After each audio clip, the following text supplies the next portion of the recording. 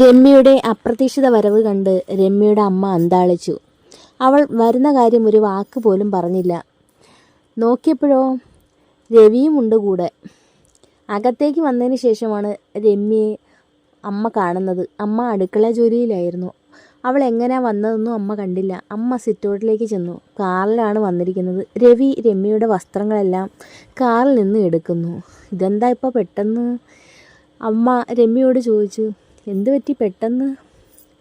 ഒന്നുമില്ലേ, എനിക്ക് കുറച്ച് നാളിനി ഇവിടെ നിൽക്കണം. എൻ്റെ ഒരാഗ്രഹം. എന്താ, എനിക്ക് ഇവിടെ നിന്നൂടെ? രമ്യ ചോദിച്ചു. നിനക്ക് പിന്നെ ഇവിടെ നിന്നൂടെ? നിൻ്റെ വീടല്ലേ? ഞാൻ ചോദിച്ചതാ, നീ ഒരറിയിപ്പ് പോലും ഇല്ല, വന്നുകൊണ്ട് ചോദിച്ചതാ. അവിടെ ശരിയാവത്തില്ല. അവളോട് ചെയ്ത കാര്യങ്ങളൊന്നും അമ്മയോട് പറഞ്ഞിരുന്നില്ല. കുഞ്ഞിൻ്റെ കാര്യങ്ങളും അവളോട് വഴക്കിന് വന്നതും നാത്തൂനെ ഇറക്കിയതും ഒന്നും അവൾ അമ്മയോട് പറഞ്ഞിരുന്നില്ല.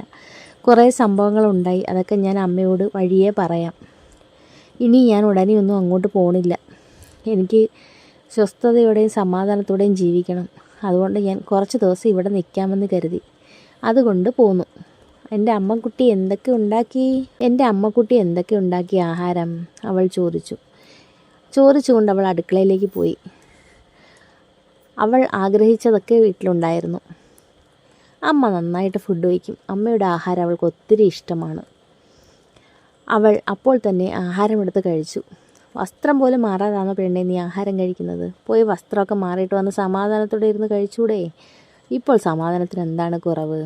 ഞാനിപ്പോൾ എൻ്റെ വീട്ടിലല്ലേ. അപ്പോൾ എനിക്ക് ഫുൾ ഫ്രീഡവും സമാധാനവും സന്തോഷവും ഒക്കെ അല്ലേ. പിന്നെ ഞാൻ വസ്ത്രം മാറിയിട്ട് കഴിച്ചാലെന്ത്, മാറാതെ കഴിച്ചാലെന്ത്? ആർക്കാണിപ്പോൾ പ്രശ്നം? അമ്മ ചിരിച്ചുകൊണ്ട് അടുക്കളയിലേക്ക് പോയി. അവൾ ആഹാരം കഴിച്ചുകൊണ്ടിരുന്നപ്പോൾ തന്നെ രവിയുടെ വായിലും ആഹാരം വെച്ചു കൊടുത്തു. അവൻ വേണ്ടെന്ന് പറഞ്ഞിട്ട് നിർബന്ധിച്ച് അവനെയും കഴിപ്പിച്ചു. അതിനുശേഷം രമ്യയുടെ റൂമിലേക്ക് പോയി. രമ്യയുടെ റൂമൊക്കെ തട്ടിക്കുടഞ്ഞു. അപ്പോഴേക്കും രവി കൊച്ചിനെ എടുത്തുകൊണ്ട് മുറ്റത്തേക്ക് പോയി. മുറ്റത്തെ ചിത്രശലഭത്തിനെയും പൂമ്പാറ്റയും കിളിയൊക്കെ കുഞ്ഞിന് കാണിച്ചു കൊടുത്തു. രമ്യ ആ സമയം കൊണ്ട് റൂമെല്ലാം വൃത്തിയാക്കി ഒതുക്കി കുറച്ച് നേരം റെസ്റ്റ് എടുക്കാനുള്ള പരിപാടിയിലേക്ക് പോയി. മെത്തയെല്ലാം പൊടി പിടിച്ചു. അവൾ അതെല്ലാം തട്ടിക്കുടഞ്ഞു. കുഞ്ഞിനെ കിടത്തുന്നതാണ്, അതുകൊണ്ട് നല്ല വൃത്തിയായിരിക്കണം. മെത്ത കവറെല്ലാം മാറ്റി, പുതയ്ക്കുന്ന ഷീറ്റും എല്ലാം മാറ്റി.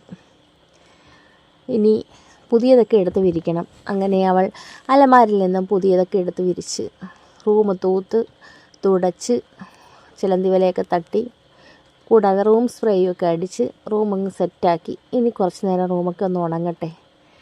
തുടച്ചതിന് ചെറിയ നനവുണ്ട്. അതിനുശേഷം അവൾ കുറച്ച് നേരം TV കണ്ടു. നോക്കിയപ്പോൾ അച്ഛനെയും മോനെയും കാണാനില്ല. കുഞ്ഞിനെയും കൊണ്ട് രവി അവിടെ മൊത്തം കറക്കമാണ്. അവൾ പിന്നാലെ ചെന്നു. രവിയേട്ടാ, നിങ്ങൾക്കിപ്പോൾ മോനെ കിട്ടിയപ്പോൾ എന്നെ വേണ്ട അല്ലേ എന്ന് പറഞ്ഞുകൊണ്ടാണ് അവൾ അടുത്തേക്ക് ചെല്ലുന്നത്. അല്ലേ, പൂന്തോട്ടത്തിനരികിലായിരുന്നു എല്ലാവരും. അമ്മയുടെ ഓരോ ഹോബികളാണ്.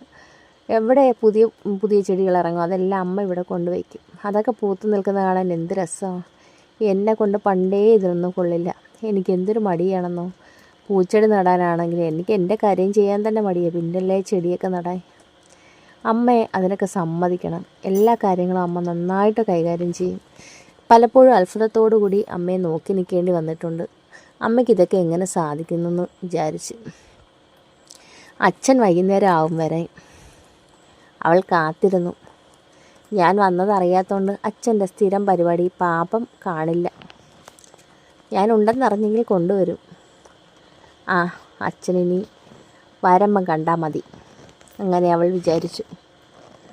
അതിനുശേഷം രവിയും രമ്യയും കുഞ്ഞും കൂടി റൂമിനകത്തേക്ക് പോയി. അപ്പോഴേക്കും എല്ലാം ഉണങ്ങിയിരുന്നു. രവിയും കുഞ്ഞും കട്ടിലിൽ വിശ്രമിക്കുകയായിരുന്നു. രമ്യ ആ സമയം കൊണ്ട് പോയി കുളിച്ച് ഫ്രഷായി വന്നു. അപ്പോഴേക്കും അമ്മ വിളക്ക് വയ്ക്കാനുള്ള തയ്യാറെടുപ്പായിരുന്നു. അങ്ങനെ രവിയും രമ്യയും കുഞ്ഞും കൂടി ചെന്ന് പ്രാർത്ഥിച്ചു പൂജാമുറിയുടെ അടുത്ത് നിന്ന്. അതിനുശേഷം കുറച്ച് നേരം TV. അപ്പോഴേക്കും അച്ഛൻ വന്നു. അച്ഛൻ വീട്ടിലേക്കുള്ള പച്ചക്കറി മീനുമൊക്കെ ആയിട്ടാണ് വന്നത്. പാപ്പ ഒന്നും വാങ്ങിച്ചില്ല. അച്ഛാ, എന്താ പാപ്പ മേടിക്കാഞ്ഞേ? നിനക്കൊരു വാക്ക് പറഞ്ഞുകൂടായിരുന്നോ? ഞാൻ അറിഞ്ഞോ നീ വന്നെന്ന്. അല്ലെങ്കിൽ നീ എപ്പോഴും വിളിക്കുമല്ലോ. നീ വീട്ടിൽ വന്നത് പറയാഞ്ഞത്? പറഞ്ഞിരുന്നെങ്കിൽ എന്തെല്ലാം വാങ്ങിച്ചേനെ അച്ഛൻ, നിനക്കറിയില്ലേ? പോയി മേടിച്ചിട്ട് വരാം. അച്ഛൻ ഇറങ്ങാൻ പോയി. വേണ്ട വേണ്ട, ഇന്നിനി പോകണ്ട, നാളെ വരുമ്പോൾ വാങ്ങിച്ചാൽ മതി, അവൾ പറഞ്ഞു. അങ്ങനെ അച്ഛൻ കുളിക്കാനായി പോയി. അമ്മ പച്ചക്കറി മീനുമൊക്കെ എടുത്തു വെച്ചു. മീൻ നാളെ കഴുകി വൃത്തിയാക്കാം. ഫ്രീസറിലേക്ക് എടുത്തു വെച്ചു.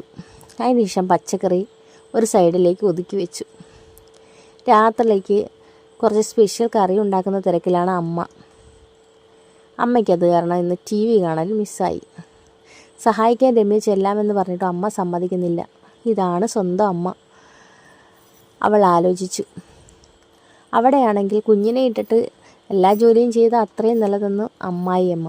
ഇവിടെ എല്ലാ ജോലിയും ഒറ്റയ്ക്ക് ചെയ്യുന്ന അമ്മ. അങ്ങനെ രണ്ടുപേരും തമ്മിലുള്ള വ്യത്യാസം അവളിങ്ങനെ ചിന്തിച്ചു. അമ്മയെടുത്ത് ആവുന്നേ നിർബന്ധിച്ച് ഒറ്റയ്ക്ക് ചെയ്യേണ്ട, അവൾ കൂടി ചെയ്യാമെന്ന്. വേണ്ട വേണ്ട, നീ കൊച്ചിൻ്റെ കാര്യം നോക്കിയാൽ മതി, അമ്മ പറഞ്ഞു. അമ്മ മരുമോന് ഇഷ്ടമുള്ള എന്തൊക്കെയോ ഫുഡുകൾ ഉണ്ടാക്കുന്നുണ്ട്, എന്തൊക്കെയോ പുതിയ പുതിയ കറികളും ഉണ്ടാക്കുന്നുണ്ട്, നല്ല മണം വരുന്നുണ്ട്. അങ്ങനെ കഴിക്കാനുള്ള സമയമായി. അപ്പോൾ നിങ്ങൾക്ക് ഈ സ്റ്റോറി ഇഷ്ടമായെങ്കിൽ ലൈക്ക് ചെയ്യാനും കമൻറ്റ് ചെയ്യാനും സബ്സ്ക്രൈബ് ചെയ്യാനും മറക്കരുത്. അപ്പോൾ നമുക്ക് ഇതിൻ്റെ അടുത്ത എപ്പിസോഡുമായി അടുത്ത സ്റ്റോറിയിൽ കാണാം.